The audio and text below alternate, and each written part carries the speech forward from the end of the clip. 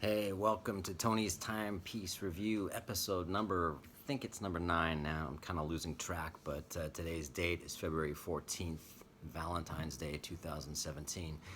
And I did a review on a watch company called I actually pronounced it Lilienthal Berlin, on this watch when I first got it.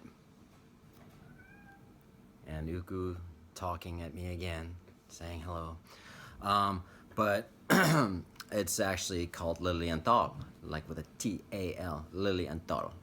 But that sounds Italian almost to me, but it's not. So I had gotten in contact, well, actually, I posted the video that I did on the first watch, and I got in contact with Lilienthal.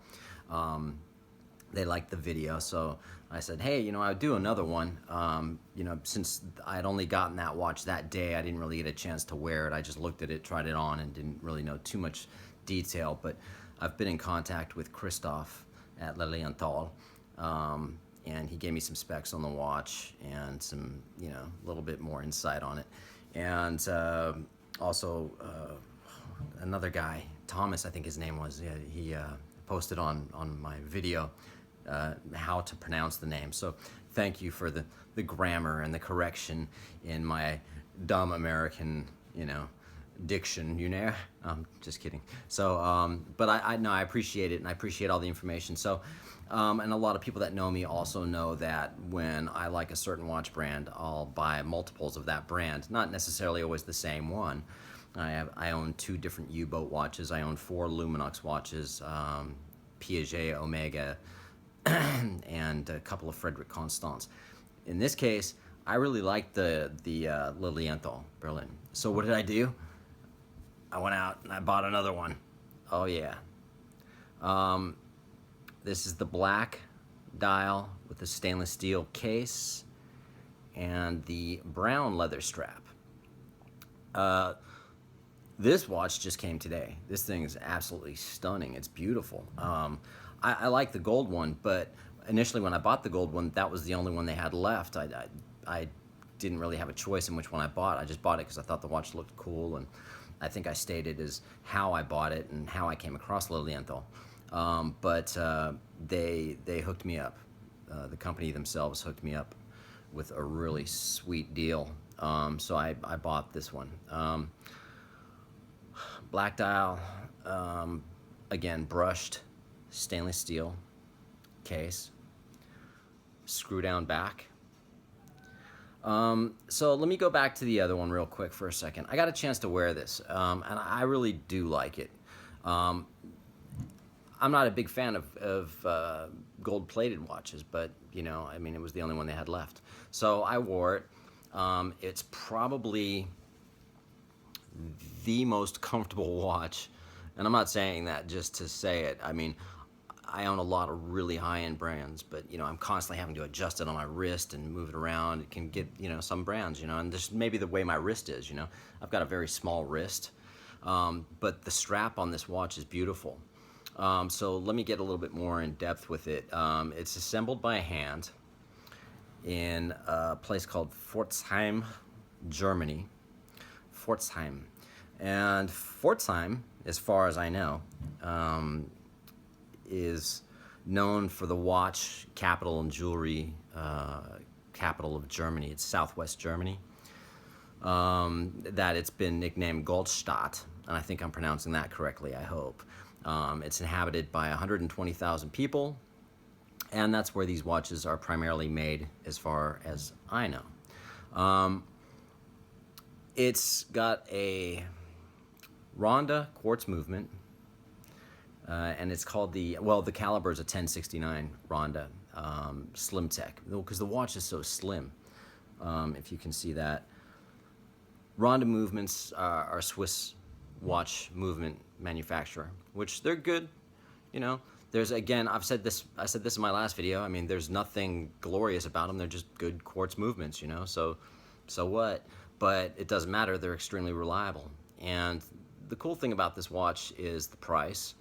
Retails at $199. It looks a lot more expensive. And for my, what I said before, this is probably one of the best watches you can buy under the $500 mark. And if this was at a $500 price point, easily. And I'll tell you why. Not just because it has the movement that it has, or it doesn't have a sapphire crystal. And in fact, I said this before, there's no signing on the crown, and there's no signing on the buckle. It's just brushed straight up stainless steel, which is fine. And I've said this before, I don't think they're cutting corners. I think they're trying to make this watch extremely affordable.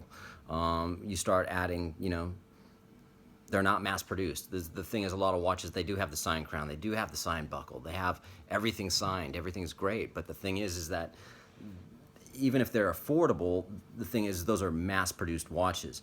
You know, this is a company that's, you know, just starting, you know. I mean, they've got a lot of work ahead of them if they're going to make it in the mainstream. But one thing that I think is going to happen with this company, the one thing I really like about them is, I said in my last video, there was something about this watch that I liked, and I couldn't quite figure out what it is. But now I know, after wearing it, after wearing the other one for the last few weeks. The fact is that this watch doesn't look like any other watch. A lot of companies, man, they make watches that look just like something else, you know? And it goes, you can look at someone and go, hey man, is that a IWC? And they go, no, it's a Jaeger-LeCoultre. Or is that a Vacheron? No, it's a Patek Philippe, or whatever. I'm not comparing this by any means with a Patek Philippe or a Vacheron or an IWC for that matter. But this watch, when you see it, you know it's a Lilienthal Berlin. It has its own identity, and they're not trying to be anything other than what they are. And that's the coolest thing. And that's probably what got me to stop and look at that scrolling as I was scrolling through my Facebook page. Because I see watch brands, you know, Kickstarters, GoFundMe, hey, this watch, not this watch, but watches that are basically saying, this watch is putting the Swiss industry up in arms because it's, you know, the next big thing. Well, no, for the most part, your next big thing is a Chinese piece of crap that you're charging. You know, it's like, I can't remember the name of the other brand. I won't even mention it, but you know, this watch should be $3,000, but it's $299. Yeah, well, it's about $250 too much because it's just a Chinese made thing that looks like an IWC. You know, most watchmakers that I know, or people that work on watches, don't even want to work on Chinese automatic movements. You know, something goes wrong with it, you might as well just throw the piece of shit away. So anyway, more to this. It's got the 316L brushed stainless steel, and I think it's 316L. I didn't ask Christoph at Lilienthal. I actually kind of forgot. It has a mineral crystal with anti-reflective sapphire coating. So it kind of helps with the glare if you got it in the light. You'll see like a little blue tint in it when you do that. It helps also a little bit with scratch resistance, not a whole lot, but you know, it's good. It's got a 42.5mm case, so it is a little big, but it works. Another cool thing is this looks more like a pilot style watch. It has, and I wish my camera was better, but let me see if I can do this. Instead of Arabic numerals, it has the 60, 05, 10, you know, and then it's got a 3, 6, and 9 Arabic numerals in the center of the dial, and a small seconds hand, which is kind of like a pilot style watch. Kind of looks like a pilot style watch, except a lot thinner. Which brings me to actually think, wasn't there a guy named Otto? Is it Otto Lilienthal? I'm not sure. But the Flying Man is what they called him. So maybe this has kind of got like a tribute to that. So it's a pilot style watch. It looks like it. The strap is this soft, super subtle leather. You don't even know you're wearing the watch. Screw down case back, small seconds. And let me put it on the wrist.